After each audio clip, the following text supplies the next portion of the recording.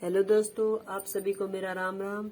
और हमने हमारे जो राष्ट्रीय प्रमुख नेता थे वो हमने कर लिए हैं और इसमें एक लास्ट रहा है नेताजी सुभाष चंद्र बोस, जो कि आज हम पूरा करेंगे। ठीक है, तो आप भी मेरे साथ इस प्रकार फर्स्ट ग्रेड पनोरमा बुक से कर सकते हैं और नोट्स तैयार करके उन्हें बार बार रिवाइज कर सकते हैं। नेताजी सुभाष चंद्र बोस, जो कि हमारा लास्ट प्रमुख राष्ट्रीयवादी नेता हैं। ठीक है, और इनका जन्म बताया गया 23 जनवरी 1897 को और मृत्यु बताई गई 18 अगस्त 1945 को, जो कि क्या है, विवादित है। भी कोई मृत्यु इनकी कैसे बताते हैं, कोई भी अलग अलग तरीके से बताते हैं, विवादित है इनकी मृत्यु। ठीक है, तो हम आगे पढ़ते हैं, देखते हैं क्या लिखा हुआ है। नेताजी सुभाष चंद्र बोस भारतीय स्वतंत्रता संग्राम के अग्रणीय नेता थे और उनका जन्म 23 जनवरी 1897 को उड़ीसा के कटक शहर में हुआ। ठीक है, तो हम इनका जन्म लिख लेते हैं। कब हुआ? 23 जनवरी 1897 को उड़ीसा के कटक शहर में। ठीक है, उड़ीसा के कटक शहर में हुआ था। उनके पिता का नाम जानकीनाथ बोस और माँ का नाम प्रभावती था। तो हम लिख लेते हैं, पिता का नाम क्या था?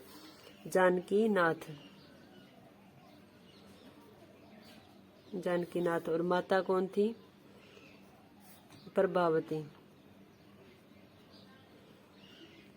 ठीक है, आगे दिया 1912 में जानकीनाथ बंगाल विधानसभा के सदस्य बने और उन्होंने राय बहादुर की उपाधि मिली। ठीक है, तब 1912 में जानकीनाथ, इनके पिता के बारे में बताया गया भी जानकीनाथ है वो कब? 1912 में बंगाल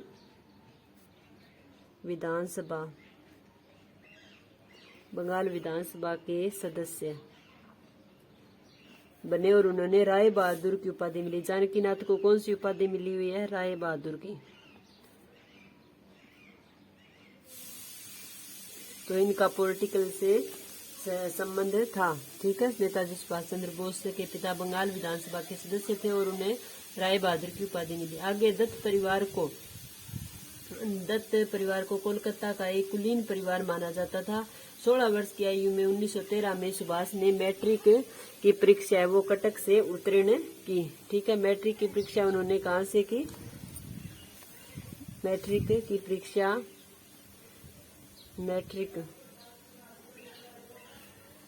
कहाँ से की? 1913 में कटक से। फिर उन्होंने कॉलेज की पढ़ाई के लिए कलकत्ता भेज दिया। कॉलेज की कहाँ से की?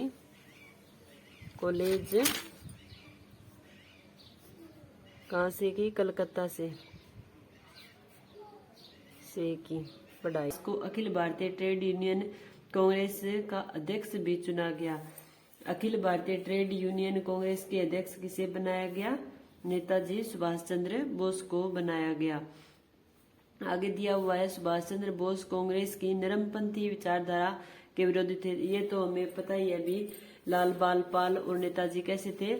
सभी गर्मपंथी थे। यही कारण था कि उन्होंने 1928 में कलकत्ता में आयोजित कांग्रेस कार्य समिति के अधिवेशन में गांधी जी के उस प्रस्ताव को विरोध किया जिसमें उन्होंने दिसंबर 1929 तक भारत को उपनिवेश का दर्जा न देने की सूरत में असहयोग आंदोलन की चेतावनी दी थी। ठीक है, इस बात का विरोध ही किसने किया था? नेताजी ने असहयोग आंदोलन का विरोध किया था। तो मैं लिख देती हूँ। ठीक है, 1928 में कलकत्ता में 1928 में कलकत्ता में कांग्रेस कार्य समिति के अधिवेशन में कांग्रेस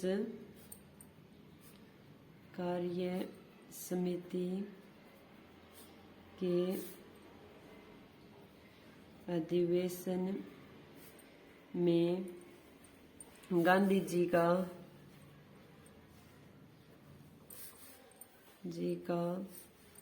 असहयोग आंदोलन की चेतावनी देने का विरोध किया। असहयोग आंदोलन की चेतावनी देने का विरोध किया। ठीक है, विरोध किया। आगे दिया हुआ है, इस पर सुभाष ने स्वतंत्रता के दर्जे से कम कोई स्थिति स्वीकार न करने का संशोधन किया। इन्होंने तो उपनिवेश का दर्जा मांगा था, ठीक है नहीं, और नेताजी ने किसके क्या कहा भी हमें औपनिवेशिक दर्जा नहीं चाहिए बल्कि हमें पूर्ण स्वतंत्रता की मांग की। चेतावनी देने का विरोध किया। किसके कारण? उपनिवेश भारत को उपनिवेश का दर्जा देने के लिए ठीक है। पर सुभाष चंद्र बोस ने किसकी मांग की? उपनिवेश भारत की मांग न करके पूर्ण स्वतंत्रता की मांग की। परंतु नेताजी ने उपनिवेश की मांग न करके पूर्ण स्वतंत्रता की मांग की। और पूर्ण स्वतंत्रता की मांग करने वाले वे कौन से व्यक्ति थे? प्रथम व्यक्ति थे। तो ये क्वेश्चन है वो पूछा जाता है कि पूर्ण स्वतंत्रता की मांग करने वाले प्रथम व्यक्ति कौन थे? नेताजी सुभाष चंद्र बोस। प्रथम व्यक्ति पूर्ण स्वतंत्रता की मांग करने वाले। ओके, आगे दिया है, फरवरी 1938 में हरिपुरा गुजरात अधिवेशन में उन्हें अखिल भारतीय राष्ट्रीय कांग्रेस का अध्यक्ष निर्वाचित कर लिया गया। ठीक है, हरिपुरा अधिवेशन में उन्हें किसका अध्यक्ष किसे बनाया गया? 1938 में हरिपुरा कहाँ है? गुजरात में। हरिपुरा अधिवेशन में उन्हें अखिल भारतीय राष्ट्रीय कांग्रेस का अध्यक्ष निर्वाचित किया गया। अखिल भारतीय राष्ट्रीय कांग्रेस का अध्यक्ष निर्वाचित किया गया। ठीक है, आगे दिया गया है, सुभाष की आयु उस समय 41 वर्ष की थी और वे अब तक के अध्यक्षों में सबसे अल्प आयु के थे। आयु कितनी थी? आयु 41 वर्ष। सबसे कम उम्र के अखिल भारतीय राष्ट्रीय कांग्रेस के अध्यक्ष बने थे वे सबसे कम उम्र में अध्यक्ष। ओके, आगे दिया हुआ है, सबसे कम आयु के कांग्रेस अध्यक्ष। ठीक है, नहीं तो 41 वर्ष के थे वे अब तक के अध्यक्षों में सबसे अल्पायु के थे। आगे दिया है, सबसे कम आयु के कांग्रेस अध्यक्ष मौलाना अब्दुल कलाम आजाद 35 वर्ष की आयु में 1923 में कांग्रेस के दिल्ली अधिवेशन में अध्यक्ष बने थे। ये जब तक वे बने थे ना तब तक कौन थे? अल्पायु के। हरिपुरा अधिवेशन में तो नेताजी सुभाष चंद्र बोस थे, परंतु कांग्रेस अध्यक्ष पूछे, ये अखिल भारतीय राष्ट्रीय कांग्रेस के अध्यक्ष है। ठीक है, सीधा ही पूछे कांग्रेस के अध्यक्ष कौन बने? सबसे कम आयु के कांग्रेस अध्यक्ष कौन थे? मौलाना अब्दुल कलाम। ठीक है, सबसे कम आयु के कांग्रेस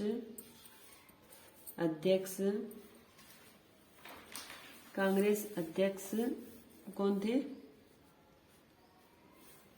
मौलाना अब्दुल कलाम। मौलाना अब्दुल कलाम। कितनी आयु थी इनकी? 35 वर्ष। 35 वर्ष की आयु में। ठीक है, कांग्रेस के सबसे कम उम्र के पूछे तो मौलाना अब्दुल कलाम था, जबकि अखिल भारतीय राष्ट्रीय कांग्रेस के अध्यक्ष कौन होंगे? नेताजी सुभाष चंद्र बोस। कहाँ पर बनाया गया? दिल्ली के अधिवेशन में 1923 को। कब बने? दिल्ली अधिवेशन 1923 को। ओके, ये हमारा नेताजी सुभाष चंद्र बोस के बारे में हम कर रहे हैं। आगे दिया हुआ है 1939 के त्रिपुरी अधिवेशन में गांधी जी के विरोध के बावजूद वे पुनः कांग्रेस के अध्यक्ष बन गए। तो पुनः कांग्रेस के अध्यक्ष कब बने? त्रिपुरी अधिवेशन में बने। गांधी जी ने उनका विरोध किया। ठीक है, 1939 में पुनः त्रिपुरी अधिवेशन में कांग्रेस के अध्यक्ष बने, परंतु गांधी ने विरोध किया।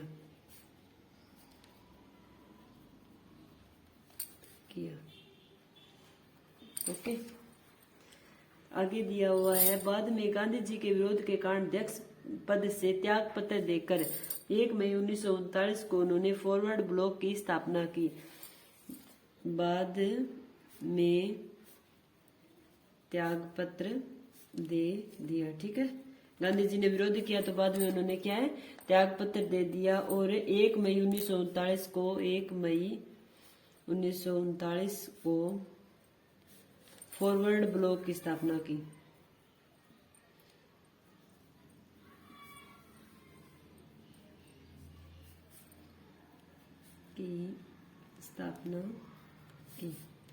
ओके, आगे दिया हुआ है और सशस्त्र संघर्ष द्वारा स्वतंत्रता प्राप्त करने का निश्चय किया। शेष समय के लिए डॉक्टर राजेंद्र प्रसाद अध्यक्ष रहे। कांग्रेस के अन्य समय के लिए अध्यक्ष कौन रहे? राजेंद्र प्रसाद।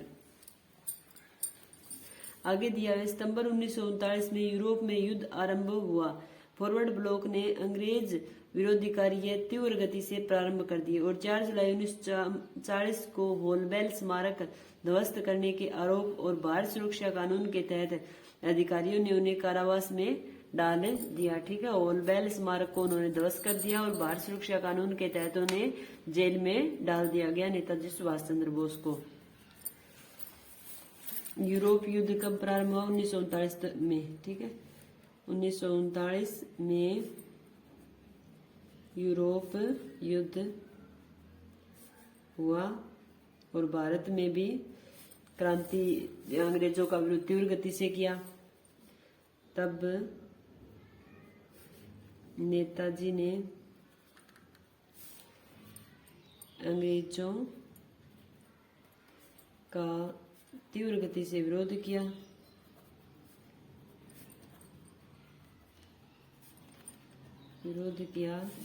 तो उन्हें जेल में डाल दिया गया।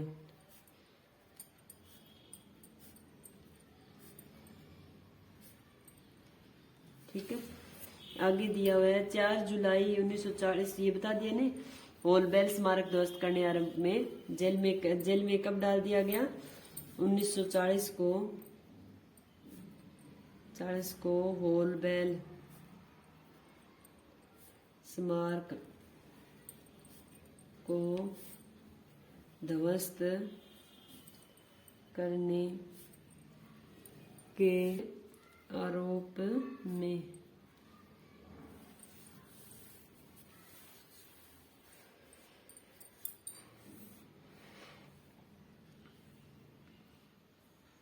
आगे दिया है सुभाष को अब यह पूर्ण विश्वास हो गया कि भारतवर्ष को इस विश्व युद्ध से पूर्ण लाभ उठाना चाहिए और अपनी मातृभूमि को स्वतंत्र कराने में अंग्रेजों के शत्रुओं से सहयोग लेना चाहिए। उन्होंने सोच समझकर नवंबर 1940 में अपनी मुक्ति के प्रश्न को लेकर कारावास में भूख हड़ताल की। ठीक है, 1940 को 4 जुलाई 1940 को उन्हें जेल में डाल दिया गया और 1940 में ही उन्होंने भूख हड़ताल शुरू कर दी नवंबर में, और जिसके कारण उन्हें 17 दिसंबर 1940 को कारावास से मुक्त कर दिया। आगे ये पॉइंट क्या है? नवंबर 1940 को भूख हड़ताल और दिसंबर 1940 को मुक्त कर दिया गया। दिसंबर 1940 को मुक्त कर दिया गया। ओके, आगे दिया हुआ है, लेकिन उनकी गतिविधियों पर पूर्ण निगरानी रखी गई और उन्हें स्वयं के घर में ही नजरबंद कर दिया गया। ठीक है, मुक्त कर दिया गया, वह स्वयं के घर में नजरबंद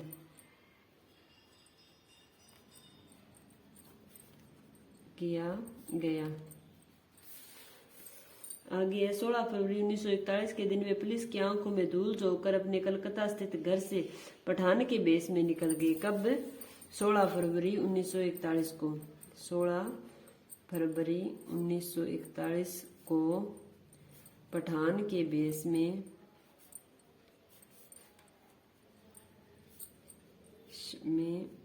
कलकत्ता चले गए। ठीक है, आगे दिया हुआ है, वे पेशावर व रूस होते हुए मार्च 1941 को बर्लिन पहुंचे। दुनिया ने सुभाष के बारे में उस समय जाना तब जब वे 9 मास बाद जर्मनी रेडियो से भारतीयों को संबोधित करते हुए बोले। कहाँ पहुंचे वे? बर्लिन। 1941 में बर्लिन पहुंचे। ओके, लोगों ने कब जाना? जब वे जर्मनी रेडियो से भारतीयों को संबोधित करते हुए बोले। बर्लिन रेडियो से बाहर समर्थक तथा अंग्रेज विरोधी भाषण प्रसारित किए। उन्होंने भारत की अंग्रेजी दास्ता से मुक्त कराने के लिए विद्रोह का आह्वान किया। ठीक है, जर्मनी रेडियो से उन्होंने भारतीयों को संबोधित किया। चलो, ये कोई बात लिखने वाली नहीं है, पर लिख देती हूँ। चलो, जर्मनी रेडियो से भारतीयों को संबोधित किया। आगे दिया, युद्धकालीन बर्लिन में आगमन के पश्चात कुछ समय के लिए सुभाष और लैंडो मजोंटा के नाम से जाने जाते रहे। बर्लिन में वे किस नाम से जाने जाते थे? बर्लिन में ओरलैंडो मजोटा, ओरलैंडो मजोटा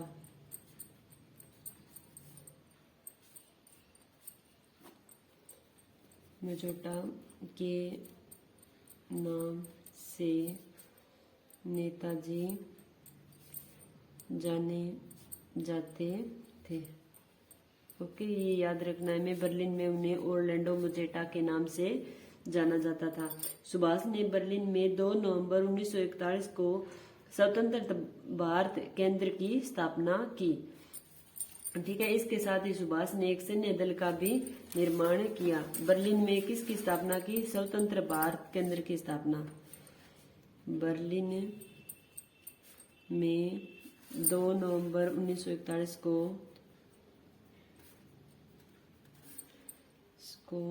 स्वतंत्र भारत केंद्र की स्थापना की।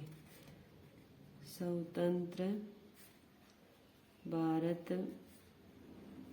केंद्र की स्थापना की। ओके, आगे दिया हुआ है, स्वतंत्र भारतीय केंद्र आजाद भारत की अस्थायी सरकार का अग्रगामी रूप था। ठीक है, जिसकी घोषणा सुभाष ने 2 वर्ष बाद सिंगापुर में की थी और भारतीय सैन्य दल INA का पूर्वगामी रूप था। किसका रूप था? INA का पूर्वगामी रूप था, जिसका नेतृत्व सुभाष ने भारत बर्मा सीमा पर किया था। सिंगापुर में किसकी स्थापना की? भारतीय सेना दल की 2 वर्ष बाद। ठीक है, 2 वर्ष बाद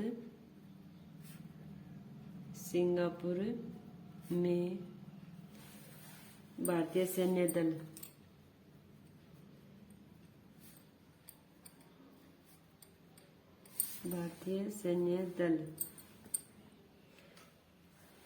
INA का पुरोगामी रूप की स्थापना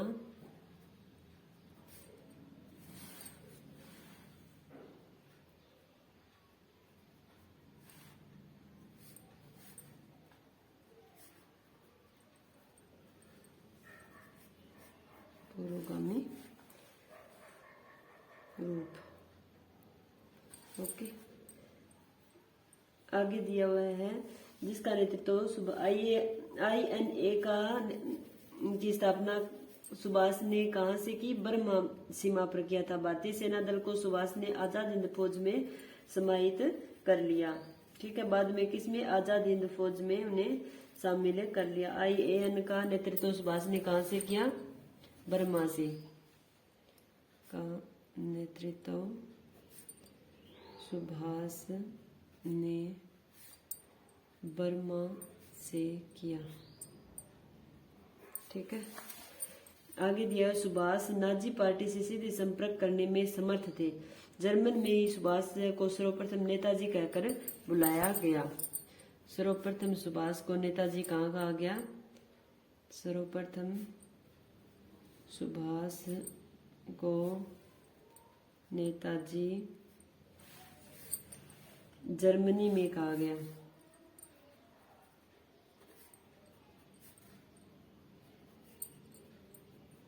ठीक है, आगे दिया गया है 8 नाजी पार्टी से उनका सीधा समर्थन थे। ठीक है, नाजी पार्टी के समर्थक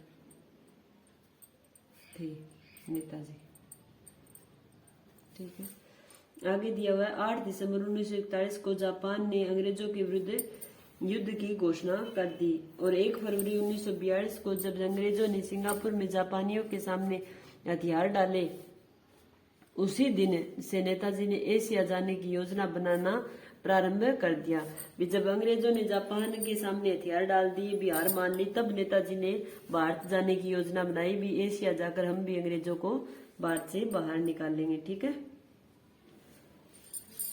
1 फरवरी 1942 1 फरवरी 1942 को सिंगापुर में अंग्रेजों ने जापानियों से हार मान ली। ठीक है, संगठित होकर उन्हें भारत की पूर्वी सीमा से युद्ध के लिए तैयार करने से पूर्व की योजना बनाई नेताजी ने। ठीक है, नेताजी सुभाष चंद्र बोस 16 मई 1943 को टोक्यो पहुंचे। वे वहां जापान के प्रधानमंत्री जनरल तिजो से मिले। ठीक है, टोक्यो कब पहुंचे नेताजी? 1943 को। 1943 को नेताजी टोक्यो पहुंचे और पीएम और वहां के पीएम जनरल तोजो से मिले। आगे दिया हुआ है जापान ने उन्हें सहायता का आश्वासन दिया। फिर नेताजी रास बिहारी बोस के साथ 2 जुलाई 1943 को टोक्यो से सामबांगवा यानी सिंगापुर पहुंचे। ठीक है, किसके साथ? रास बिहारी बोस के साथ। 2 जुलाई 1943 को नेताजी रास बिहारी बोस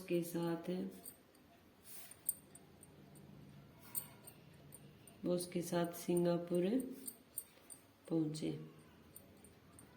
ठीक है, आगे 4 जुलाई 1943 को सिंगापुर के कैथे सिनेमा हॉल में पुराने क्रांतिकारी रास बिहारी बोस ने आजाद हिंद फौज की बागडोर नेताजी को सौंपी। ठीक है, रास बिहारी बोस ने नेताजी को बागडोर कब सौंपी? आजाद हिंद फौज की बागडोर रास बिहारी बोस ने आजाद हिंद फौज की बागडोर सुभाष को कैथे सिनेमा हॉल में 4 जुलाई को सौंपी। Cathay cinema hall, Cathay cinema hall कहाँ है? सिंगापुर। माहौल में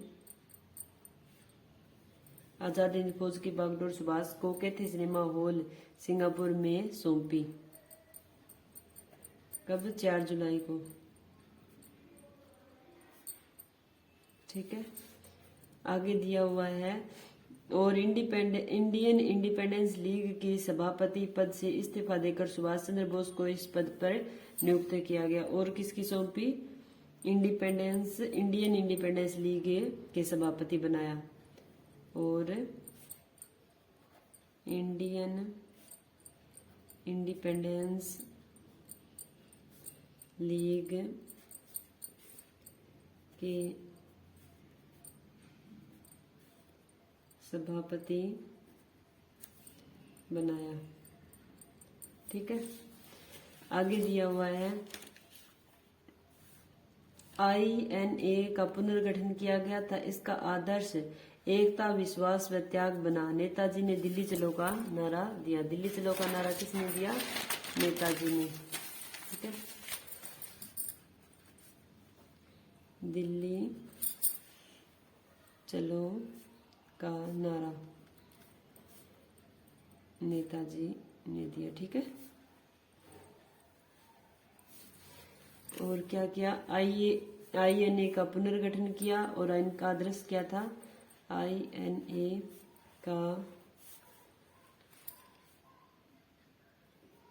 का पुनर्गठन किया। आदर्श क्या था इसका? एकता, विश्वास व त्याग। एकता, विश्वास व त्याग। ओके, आगे 21 अक्टूबर 1943 को भारत के स्वतंत्रता संघर्ष के इतिहास में स्वर्णिम दिन था। इस दिन नेताजी ने सिंगापुर के कैथे सिनेमा हॉल में भारत की अस्थायी सरकार की स्थापना की। स्वतंत्र भारत की अस्थायी सरकार की स्थापना कब और किसने की?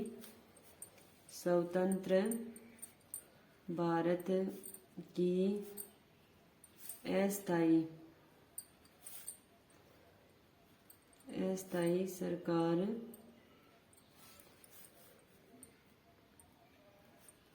की स्थापना 21 अक्टूबर 1943 को सिंगापुर में कहा? कैथे सिनेमा हॉल में।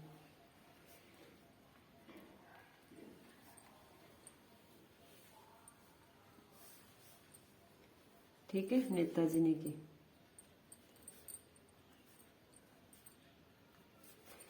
आगे नेताजी स्वयं ही इस सरकार के मुखिया, प्रधानमंत्री और मुख्य सेनापति बने था। अपने पद की शपथ ली।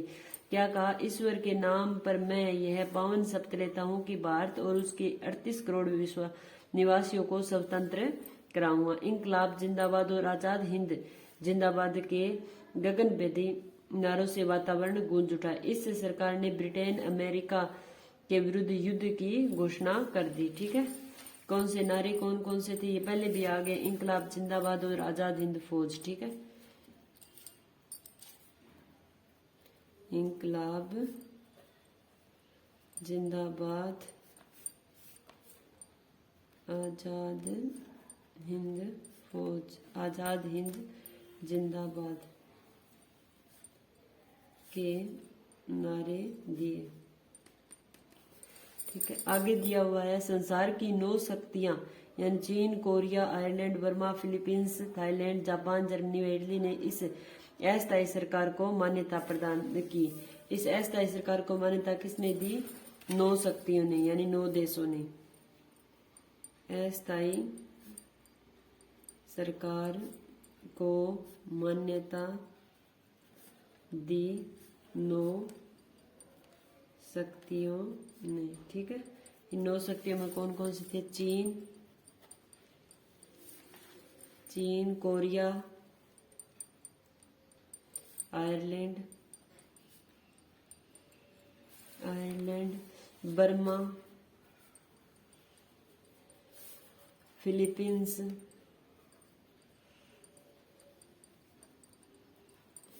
थाईलैंड, जापान, जर्मनी और इटली। ठीक है, 4, 5, 6, 7, 8, 9। ठीक है, इन्होंने इसे अस्थायी सरकार को मान्यता दी।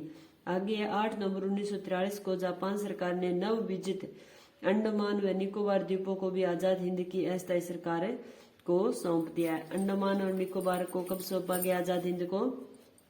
1943 को। 8 नवंबर 1943 को अंडमान व निकोबार द्वीपों को आजाद हिंद को सौंप दिया। ठीक है, आजाद हिंद को सौंप दिया। इस प्रकार आजाद हिंद सरकार को अपने पहले 2 प्रदेश मिले, जिनका नाम बाद में शहीद और स्वराज्य द्वीप रखा गया। ठीक है, बाद में इनका नाम क्या रखा गया? अंडमान का नाम रखा गया शहीद, और निकोबार का क्या रखा गया? स्वराज द्वीप। स्वराज द्वीप द्वीप बाद में नाम इनके रखे गए। ठीक है, आगे दिया हुआ है ले कर्नल A.D.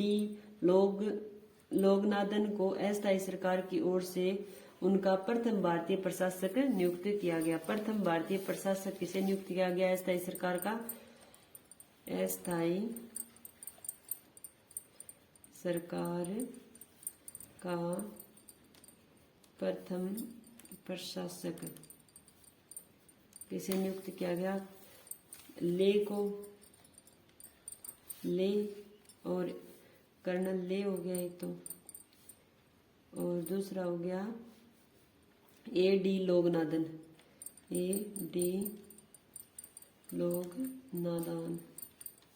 ठीक है, आगे आजाद हिंद की अस्थायी सरकार की घोषणा करने के पश्चात नेताजी ने सिंगापुर में झांसी की रानी लक्ष्मीबाई रेजिमेंट बनाई। ठीक है, सिंगापुर में झांसी की रानी लक्ष्मीबाई रेजिमेंट किसने बनाई? नेताजी ने। सिंगापुर में झांसी की रानी लक्ष्मीबाई रेजिमेंट बनाई। ठीक है, इस रेजिमेंट की संचालिका कप्तान लक्ष्मी सहगल को नियुक्त किया गया। ठीक है, कौन संचालिका? बागडोर किसे सौंपी गई?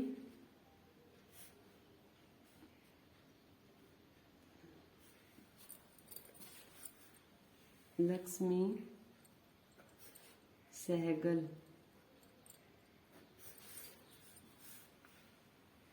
कप्तान लक्ष्मी सहगल को संचालिका बनाया। ठीक है, आगे दिया हुआ INA की 3 ब्रिगेडों के नाम थे, सुभाष ब्रिगेड, गांधी ब्रिगेड और नेहरू ब्रिगेड। ठीक है, INA की कितनी ब्रिगेड थी? 3। INA की 3 ब्रिगेड कौन कौन सी थी? सुभाष ब्रिगेड,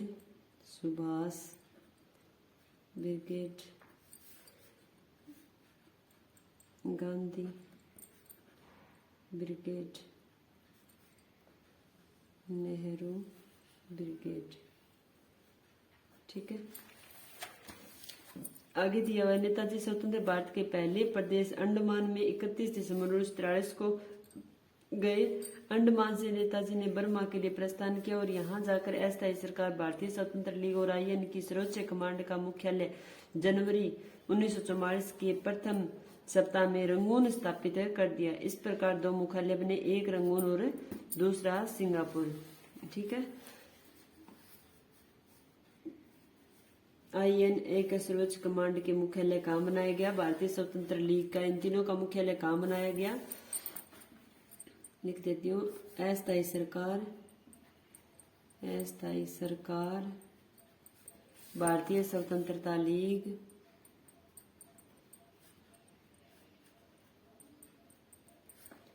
भारतीय स्वतंत्रता लीग, INA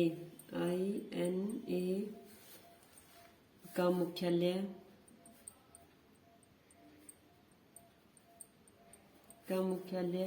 1944 को रंगून बनाया गया। 2 मुख्यालय हो गए, एक तो रंगून और एक है सिंगापुर। फर्स्ट एक रंगून हो गया और दूसरा कौन सा हो गया, सिंगापुर। ठीक है, आगे दिया बर्मा से नेताजी और मुक्ति सेना के लिए भारत के पूर्वी द्वार पर पहुंचना और अंग्रेजों को अपनी मातृभूमि से बाहर निकालने के लिए भारत के अंदर प्रवेश करना सुगम था, क्योंकि भारत बर्मा से सीमा की दृष्टि से पृथक था। ठीक है, INA ने 14 फरवरी 1944 को अराकान युद्ध के मोर्चे पर लड़ाई आरंभ कर दी और विजय प्राप्त की। INA के इतिहास में 18 मार्च 1944 का दिन स्वर्णिम दिन था के रूप में सदैव स्मरणीय रहेगा, क्योंकि इसी दिन INA ने सीमा पार करके भारत की भूमि पर कदम रखे थे। ठीक है, INA भारत ने कब रखा कदम, 1944 को। इस प्रकार 1944 को एक प्रेस सम्मेलन में नेताजी ने संपूर्ण संसार को इस ऐतिहासिक घटना की सूचना दी। INA 1944 में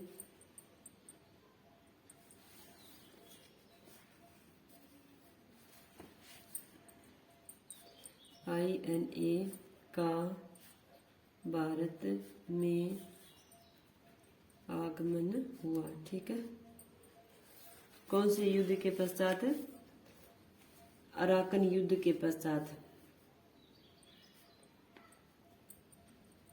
अराकान युद्ध के पश्चात। ओके, आगे दिया हुआ स्वतंत्रता की लड़ाई शुरू हो चुकी थी। अब INA बर्मा भारत सीमा पर कोहिमा के समीप और इम्फाल के मैदानों में 8 क्षेत्रों में युद्ध कर रही थी। ठीक है, और 8 अप्रैल 1944 को कोहिमा का किला और एक छावनी पर कब्जा किया और अगले दिन इम्फाल पर डेरा डाला। Colonel S.A. मलिक के नेतृत्व में INA की एक टुकड़ी भारतीय प्रदेश में पर्याप्त अंदर चली गई। उसने भारत भूमि का एक भाग को अंग्रेजी शासन से मुक्त करा लिया। भारत भूमि के जिस स्थान पर INA प्रथम बार तिरंगा लहराया था, यही आजाद हिंद फौज के शहीद होने वाले सैनिकों की स्मृति में एक स्मारक बनाकर एक पावन स्थल के रूप में दिया गया है। ठीक है,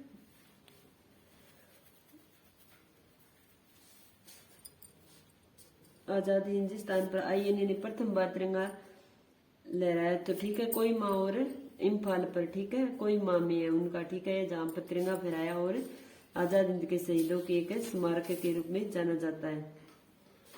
आगे दिया हुआ 18 अप्रैल 1944 को इम्फाल पर पुनः आक्रमण किया। शत्रु सेना ने इम्फाल को बचाने के लिए कठिन युद्ध कर रही थी। बर्मा में मानसून तीव्र गति से आगे बढ़ रहा था और युद्ध स्थल पर बर्मा की बाढ़ INA के उस पथ पर आ गई जिससे सामग्री आती थी और जिसके द्वारा संचार व्यवस्था स्थापित थी। मूसलधारा वर्षा, कीचड़, दलदल और सामग्री पंक्ति में अवरोध, खाद्य वस्तुएं, औषधियों के भाव में INA त्रस्त हो गई और उसे युद्ध से पीछे हटना पड़ा। INA के इम्फाल से पराजय हुई, लेकिन नेताजी ने इस पराजय से निराशा नहीं हुई। नेताजी ने इम्फाल पर पुनः आक्रमण करने का प्रयास किया। नेताजी ने युवकों से कहा, तुम मुझे खून दो, मैं तुम्हें आजादी दूंगा। ये कब कहा, इम्फाल पर आक्रमण के समय। ठीक है, इम्फाल पर आक्रमण के समय नेताजी ने कहा तुम मुझे खून दो, मैं तुम्हें आजादी दूंगा। ठीक है, आगे दिया उन्होंने पूर्वी एशिया निवासी 30 लाख भारतीयों से कहा था, विश्व के इतिहास में किसी भी देश ने बिना खून बहाए स्वतंत्रता प्राप्त नहीं की। यह उसका मूल्य है जो हमें निसंकोच चुकाना है। परंतु देशभक्त की यह उच्च भावना व्यर्थ गई और जर्मनी ने 7 मई 1945 को पराजय स्वीकार कर ली। 6 से 9 अगस्त 1945 को जापान के 2 नगरों हिरोशिमा और नागासाकी में बम गिराए गए थे। ठीक है, कब गिराए गए ये बम? 6 और 9 अगस्त को। 6 व 9 अगस्त को 9 अगस्त 1945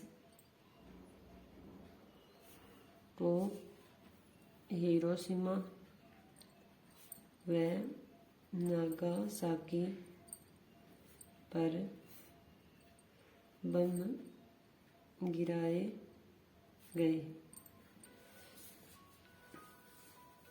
ठीक है,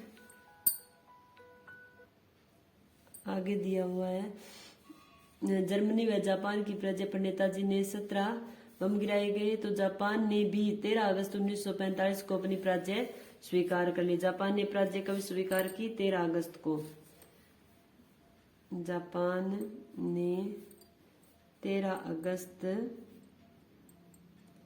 1945 को पराजय स्वीकार कर ली। ठीक है, आगे दिया हुआ है 17 अगस्त 1945 को सैगोन हवाई अड्डे से प्रस्थान किया। नेताजी ने 17 अगस्त जर्मनी व जापान की पराजय पर नेताजी ने 17 अगस्त 1945 को सागोन हवाई अड्डे से प्रस्थान किया। कर्नल हबीबुर रहमान सैगोन से उनके साथ इस अंतिम यात्रा पर गए। नेताजी सैगोन से प्रस्थान करने के दूसरे ही दिन 18 अगस्त 1945 को फार्मोसा द्वीप में वायुयान के टकरा जाने के कारण मृत्यु हो गई। ठीक है, उनकी मृत्यु कैसे हुई, उनके साथ कौन थे वो लिख लेते हैं। ठीक है, कब प्रस्थान किया? 17 अगस्त 1945 को। 17 अगस्त 1945 को सैगोन हवाई अड्डे से कर्नल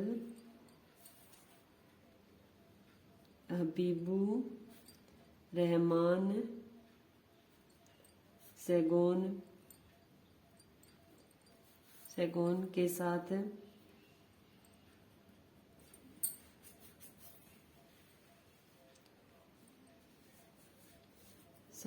प्रस्थान किया। ठीक है, प्रस्थान किया। आगे दिया हुआ है दूसरे दिन। ठीक है, दूसरे दिन यानी 18 अगस्त को। दूसरे दिन यानी 18 अगस्त को। 18 अगस्त 1945 को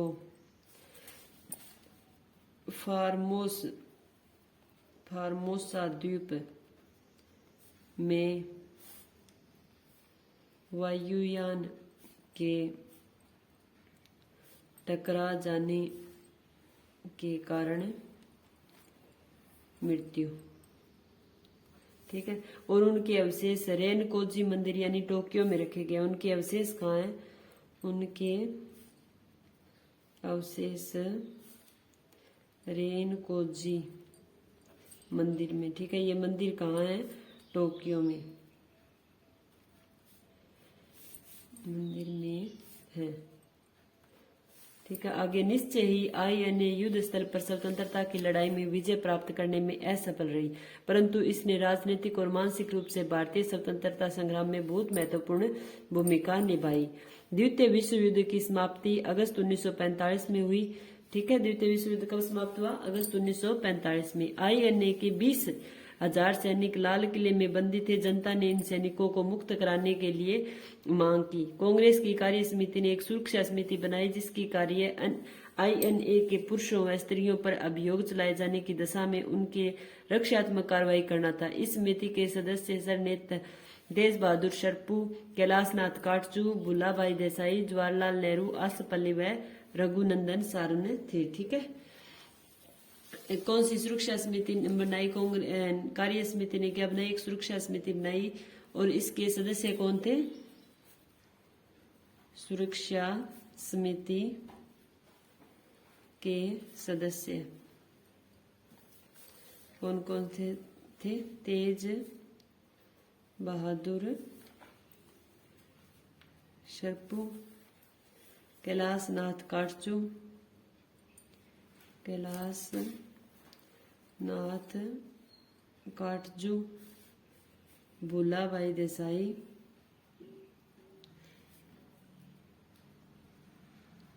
जवाहरलाल नेहरू,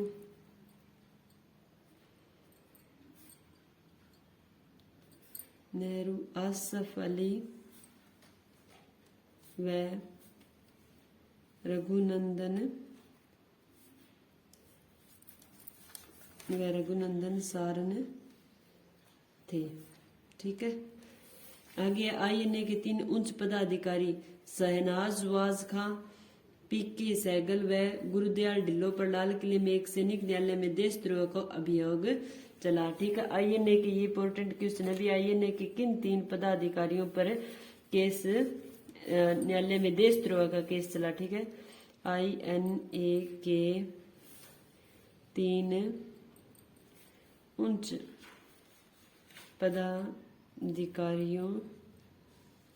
पदाधिकारी कौन कौन से थे? एक तो शहनवाज खां, पीके सहगल व गुरुदयाल ढिल्लो पर लाल किले में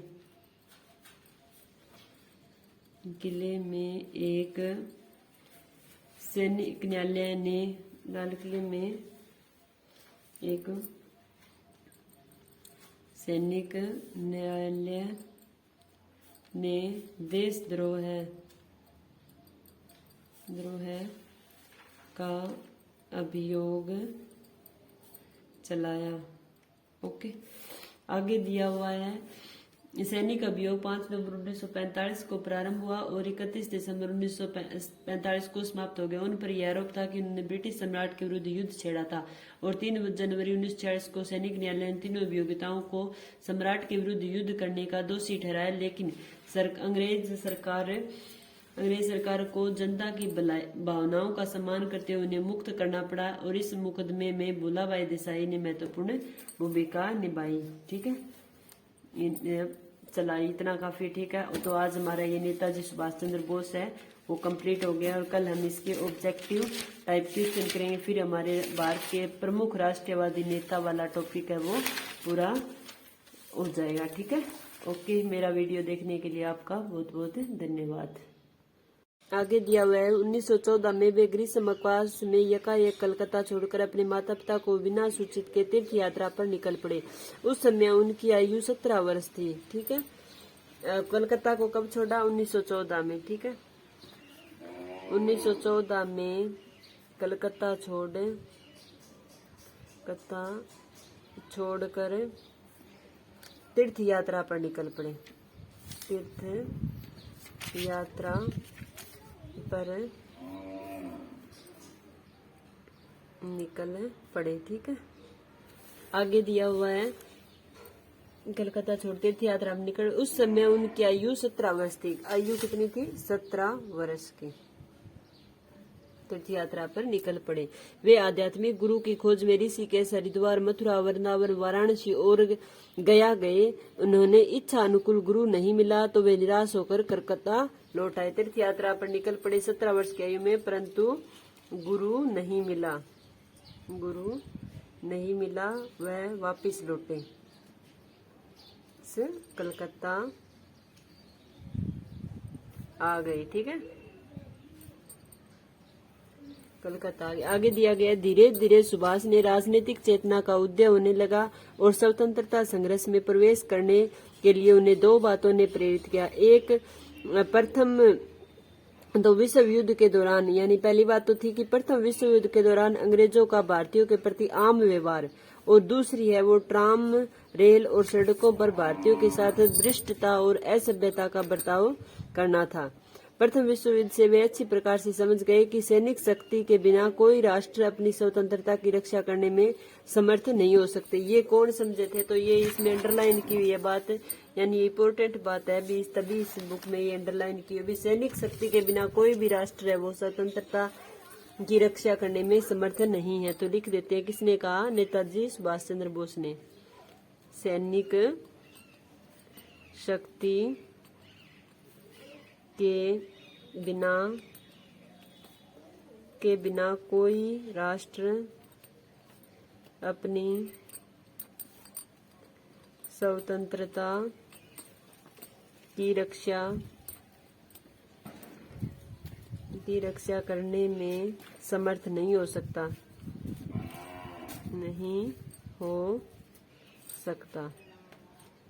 ये किसने कहा? नेताजी सुभाष चंद्र बोस ने कहा।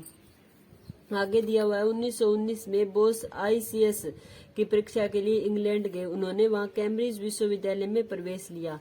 वहां के विद्यार्थियों के स्वतंत्र वातावरण एवं सामान्य रूप से विद्यार्थियों के प्रति आदरपूर्ण दृष्टिकोण ने सुभाष को प्रस्तावित किया। कहाँ गए वे?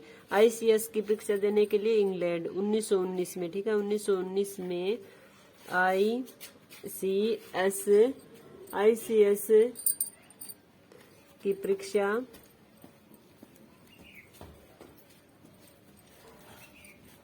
देने इंग्लैंड गए। ठीक है, और कैम्ब्रिज विश्वविद्यालय में प्रवेश लिया। वह कैम्ब्रिज विश्वविद्यालय में प्रवेश लिया। ठीक है, आगे दिया हुआ है, परीक्षा में सुभाष को ICS परीक्षा 1920 में चतुर्थ स्थान प्राप्त हुआ। 1920 में चौथे स्थान पर। ठीक है, चौथे स्थान पर आए। ICS परीक्षा में कौन से स्थान पर आए? चौथे स्थान पर आए। अब उन्हें अपनी जीवन वृत्ति के संबंध में कठिन निर्णय लेना था। 7 मास के मानसिक उत्पीड़न के पश्चात अंत में उन्होंने नियुक्ति से पूर्व ही ICS के पद से त्याग पत्र देने का निश्चय लिया। तो ये भी इम्पोर्टेंट बात है कि उन्होंने नियुक्ति से पूर्व ही ICS की परीक्षा के पद से त्याग पत्र देने का निश्चय लिया। बोस ने नियुक्ति से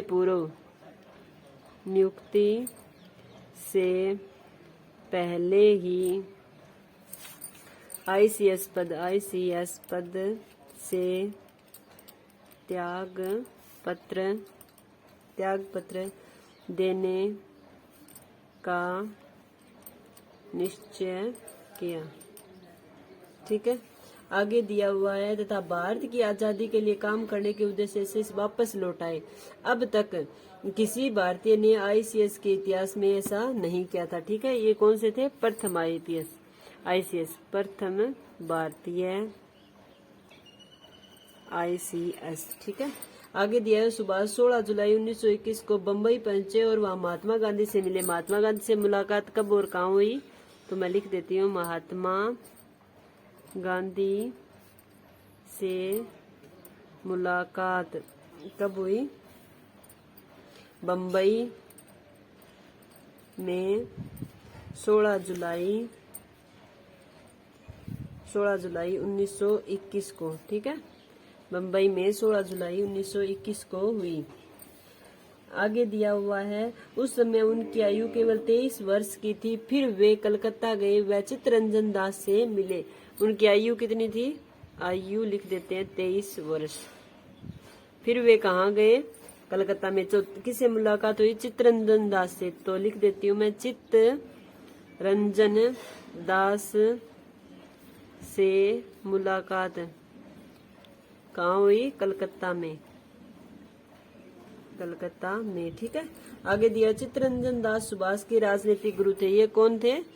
सुभाष के राजनीतिक गुरु। ठीक है, आगे दिया हुआ, असहयोग आंदोलन के दौरान प्रिंस ऑफ वेल्स के भारत आने पर सुभाष ने उनकी यात्रा का विरोध किया था। ठीक है, सुभाष ने किसका विरोध किया था? प्रिंस ऑफ वेल्स के आगमन का। लिख देती हूँ, प्रिंस ऑफ वेल्स के भारत आगमन का विरोध। ठीक है, आगे दिया हुआ है असहयोग आंदोलन के दौरान, अगर आपको न ध्यान हो तो कब आए, असहयोग आंदोलन, असहयोग आंदोलन के दौरान। ठीक है, के दौरान।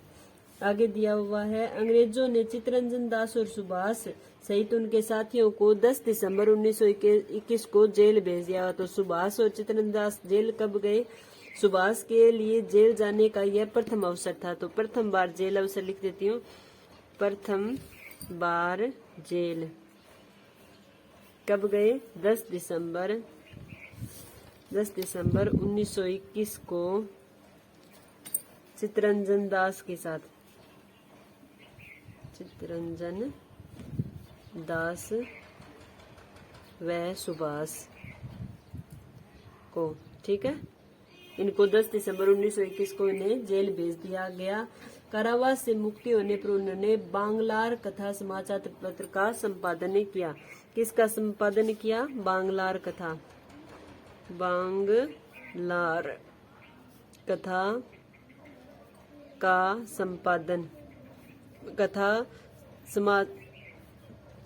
कथा ये क्या है? समाचार पत्र है, समाचार पत्र का संपादन। ठीक है, संपादन किया। CR दास यानी चित्तरंजन दास ने 1923 में सुभाष को कलकत्ता निगम का मुख्य कार्यकारी अधिकारी नियुक्त किया गया। और किसने नियुक्त किया? CR दास ने, यानी चित्तरंजन दास ने। तो लिख देती हूँ, CR दास ने 1923 में सुभाष को कलकत्ता निगम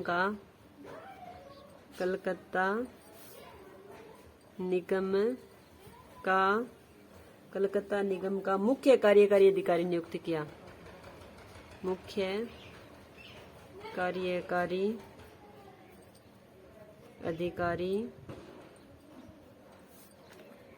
नियुक्त किया। ओके, आगे दिया हुआ है, CR दास समझ गए हो? चित्तरंजन दास कहाँ लिखा है? CR लिख देती हूँ, चित्तरंजन दास निकनेम है इनका। ठीक है, नियुक्त किया।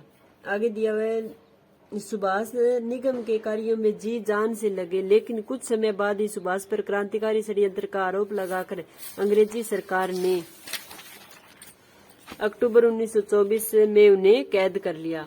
उन्हें बर्मा के मांडले जेल में भेज दिया गया। फिर गिरफ्तार कब हुए? 1900, पहले तो 1921 में हुए, और दूसरी बार कब हुए? दूसरी बार 1924 को कैद कर बर्मा के मांडले जेल में भेज दिया। कैद कर बर्मा के मांडले जेल में भेज दिया।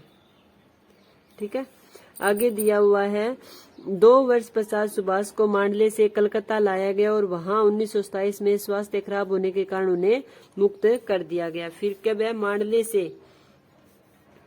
मांडले जेल से 2 वर्ष बाद, यानी 24 से तो 25-26 को। ठीक है, मांडले जेल से 2 वर्ष बाद कलकत्ता लाए गए। ठीक है, स्वास्थ्य खराब होने की वजह से क्या है? मुक्त कर दिए गए। आगे लिख देती हूँ, स्वास्थ्य खराब होने के कारण मुक्त कर दिए गए। ठीक है, मुक्त कर दिए गए। फिर दिया गया है, 30 वर्ष की आयु में बंगाल प्रांतीय कांग्रेस कमेटी का अध्यक्ष निर्वाचित हो जाने पर वे राजनीति में पुनः सक्रिय हो गए। कब नियुक्त किए गए बंगाल प्रांतीय कांग्रेस कमेटी के अध्यक्ष? जो लिख देती हूँ, बंगाल प्रांतीय कांग्रेस कमेटी कांग्रेस बंगाल प्रांतीय कांग्रेस कमेटी के अध्यक्ष चुने गए। ठीक है, दिए गए। आगे है, साइमन कमीशन के भारत आने पर उन्होंने इसके विरोध में आंदोलन की अगुवाई की। उन्होंने अब संपूर्ण बंगाल छात्र संघ व समस्त बंगाल युवक संघ का नेतृत्व किया। ठीक है, बंगाल छात्र संघ और बंगाल युवक संघ का नेतृत्व किया किसने? सुभाष ने। बंगाल छात्र संघ व बंगाल युवक संघ का नेतृत्व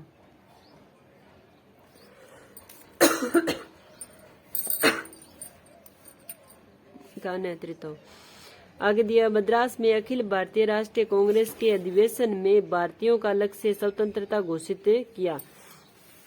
फिर दिया है, सुभाष, जवाहरलाल नेहरू व शोएब कुरैशी के साथ 3 महामंत्रियों में से एक नियुक्त हुए।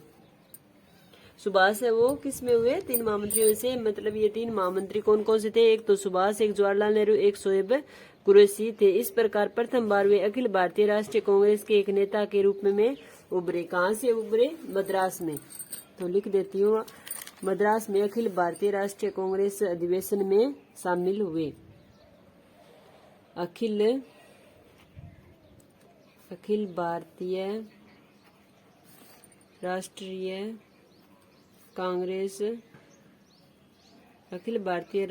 कांग्रेस का मद्रास अधिवेशन में शामिल। और कौन कौन से थे शामिल? कौन कौन शामिल हुए? वह साथ में,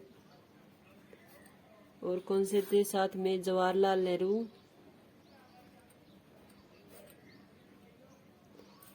नेहरू व शोएब कुरैशी